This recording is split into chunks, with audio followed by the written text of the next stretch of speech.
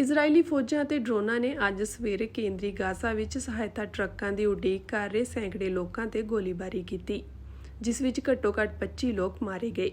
ਫਲਸਤੀਨੀ ਚਸ਼ਮਦੀਦਾਂ ਅਤੇ ਹਸਪਤਾਲਾਂ ਨੇ ਜਾਣਕਾਰੀ ਦਿੱਤੀ ਹੈ। ਇਜ਼ਰਾਈਲੀ ਫੌਜ ਨੇ ਅਜੇ ਤੱਕ ਇਸ ਤੇ ਕੋਈ ਟਿੱਪਣੀ ਨਹੀਂ ਕੀਤੀ। ਨੁਸੀਰਤ ਸ਼ਰਨਾਰਥੀ ਕੈਂਪ ਵਿੱਚ ਸਥਿਤ ਅਵਦਾ ਹਸਪਤਾਲ ਨੇ ਕਿਹਾ ਹੈ ਕਿ ਫਲਸਤੀਨੀ ਵਾਦੀ ਗਾਜ਼ਾ ਦੇ ਦੱਖਣ ਵਿੱਚ ਸਲਾਹ ਅਲ-ਦੀਨ ਸੜਕ ਤੇ ਟਰੱਕਾਂ ਦੀ ਉਡੀਕ ਕਰ ਰਹੇ ਸਨ। ਹਮਲੇ ਵਿੱਚ ਜ਼ਖਮੀ ਹੋਏ ਲੋਕਾਂ ਨੂੰ ਇਸ ਹਸਪਤਾਲ ਵਿੱਚ ਲਿਆਂਦਾ ਗਿਆ ਹੈ। ਚਸ਼ਮਦੀਦਾਂ ਨੇ ਦੱਸਿਆ ਕਿ ਇਜ਼ਰਾਈਲੀ ਫੌਜ ਨੇ ਉਦੋਂ ਗੋਲੀਬਾਰੀ ਕੀਤੀ ਜਦੋਂ ਲੋਕ ਟਰੱਕਾਂ ਵੱਲ ਵਧ ਰਹੇ ਸਨ। ਇੱਕ ਚਸ਼ਮਦੀਦ ਗਵਾਹ ਨੇ ਦੱਸਿਆ ਕਿ ਟੈਂਕਾਂ ਤੇ ਡਰੋਨਾਂ ਨੇ ਲੋਕਾਂ ਤੇ ਗੋਲੀਆਂ ਚਲਾਈਆਂ, ਜਿਸ ਵਿੱਚ ਕਈ ਲੋਕ ਮਾਰੇ ਗਏ ਜਾਂ ਜ਼ਖਮੀ ਹੋਏ। ਉਨ੍ਹਾਂ ਦੱਸਿਆ ਕਿ ਇਲਾਕੇ ਵਿੱਚ ਡਰੋਨ ਉੱਡ ਰਹੇ ਸਨ। ਪਹਿਲਾਂ ਉਨ੍ਹਾਂ ਨੇ ਭੀੜ ਤੇ ਨਜ਼ਰ ਰੱਖੀ, ਫਿਰ ਲੋਕਾਂ ਦੇ ਅੱਗੇ ਵਧਦੇ ਹੀ ਟੈਂਕਾਂ ਅਤੇ ਡਰੋਨਾਂ ਨਾਲ ਗੋਲੀਬਾਰੀ ਕੀਤੀ। ਅਵਦਾ ਹਸਪਤਾਲ ਨੇ ਕਿਹਾ ਹੈ ਕਿ 146 ਫਲਸਤੀਨੀ ਜ਼ਖਮੀ ਹੋਏ ਹਨ। ਇਨ੍ਹਾਂ ਵਿੱਚੋਂ 62 ਦੀ ਹਾਲਤ ਗੰਭੀਰ ਹੈ ਅਤੇ ਉਨ੍ਹਾਂ ਨੂੰ ਕੇਂਦਰੀ ਗਾਜ਼ਾ ਦੇ ਇੱਕ ਹੋਰ ਹਸਪਤਾਲ ਲਿਜਾਇਆ ਗਿਆ ਹੈ।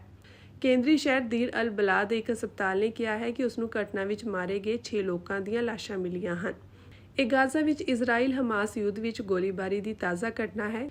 ਗਾਜ਼ਾ ਪੱਟੀ ਦੇ ਸਿਹਤ ਮੰਤਰਾਲੇ ਦੇ ਅਨੁਸਾਰ ਇਸ ਯੁੱਧ ਵਿੱਚ ਹੁਣ ਤੱਕ ਲਗਭਗ 56,000 ਫਲਸਤੀਨੀ ਮਾਰੇ ਗਏ ਹਨ।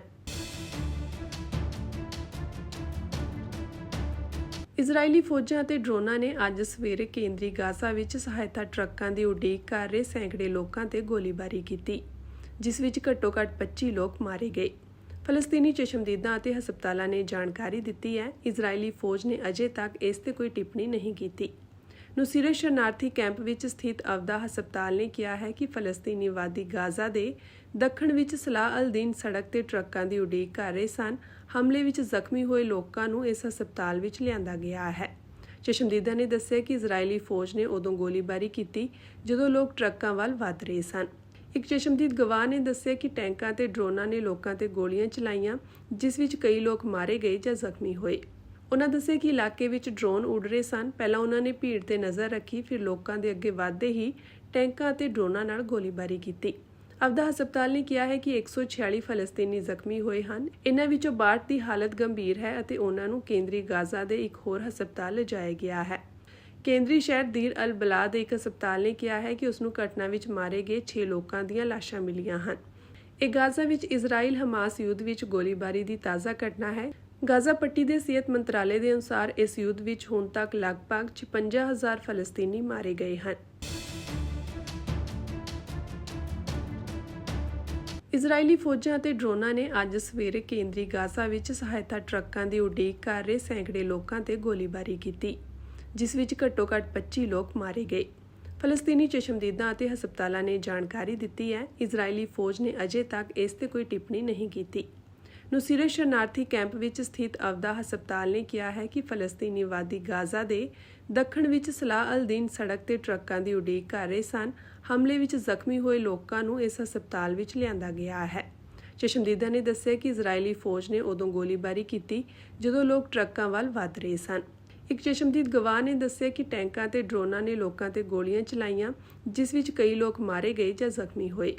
ਉਨ੍ਹਾਂ ਦੱਸਿਆ ਕਿ ਇਲਾਕੇ ਵਿੱਚ ਡਰੋਨ ਉੱਡ ਰਹੇ ਸਨ। ਪਹਿਲਾਂ ਉਨ੍ਹਾਂ ਨੇ ਭੀੜ ਤੇ ਨਜ਼ਰ ਰੱਖੀ, ਫਿਰ ਲੋਕਾਂ ਦੇ ਅੱਗੇ ਵਧਦੇ ਹੀ ਟੈਂਕਾਂ ਅਤੇ ਡਰੋਨਾਂ ਨਾਲ ਗੋਲੀਬਾਰੀ ਕੀਤੀ। ਅਵਦਾ ਹਸਪਤਾਲ ਨੇ ਕਿਹਾ ਹੈ ਕਿ 146 ਫਲਸਤੀਨੀ ਜ਼ਖਮੀ ਹੋਏ ਹਨ। ਇਨ੍ਹਾਂ ਵਿੱਚੋਂ 62 ਦੀ ਹਾਲਤ ਗੰਭੀਰ ਹੈ ਅਤੇ ਉਨ੍ਹਾਂ ਨੂੰ ਕੇਂਦਰੀ ਗਾਜ਼ਾ ਦੇ ਇੱਕ ਹੋਰ ਹਸਪਤਾਲ ਲਿਜਾਇਆ ਗਿਆ ਹੈ। ਕੇਂਦਰੀ ਸ਼ਹਿਰ ਦੀਰ ਅਲ-ਬਲਾਹ ਦੇ ਇੱਕ ਹਸਪਤਾਲ ਨੇ ਕਿਹਾ ਹੈ ਕਿ ਉਸ ਨੂੰ ਘਟਨਾ ਵਿੱਚ ਮਾਰੇ ਗਏ 6 ਲੋਕਾਂ ਦੀਆਂ ਲਾਸ਼ਾਂ ਮਿਲੀਆਂ ਹਨ।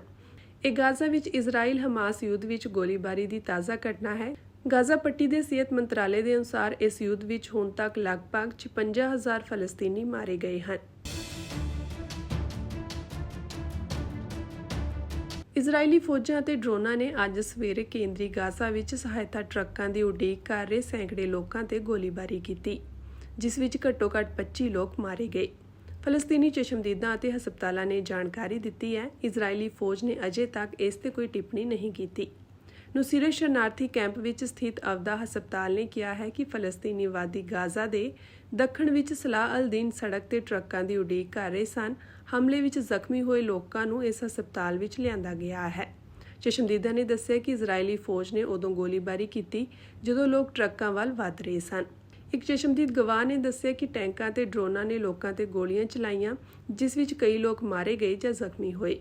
ਉਹਨਾਂ ਦੱਸਿਆ ਕਿ ਇਲਾਕੇ ਵਿੱਚ ਡਰੋਨ ਉੱਡ ਰਹੇ ਸਨ। ਪਹਿਲਾਂ ਉਹਨਾਂ ਨੇ ਭੀੜ ਤੇ ਨਜ਼ਰ ਰੱਖੀ, ਫਿਰ ਲੋਕਾਂ ਦੇ ਅੱਗੇ ਵੱਧਦੇ ਹੀ ਟੈਂਕਾਂ ਅਤੇ ਡਰੋਨਾਂ ਨਾਲ ਗੋਲੀਬਾਰੀ ਕੀਤੀ।